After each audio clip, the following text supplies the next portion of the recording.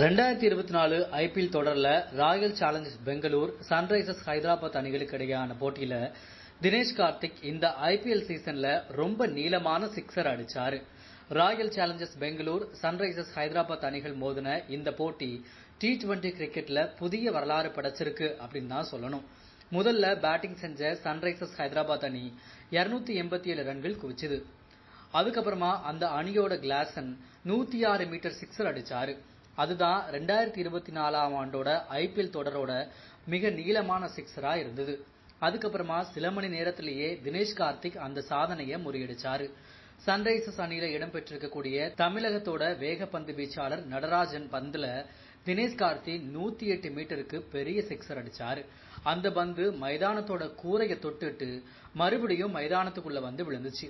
அதுக்கப்புறமா ஒரே போட்டியில மிக நீளமான சிக்ஸர் சாதனையை முறியடிச்சிருக்காரு தினேஷ் கார்த்திக்.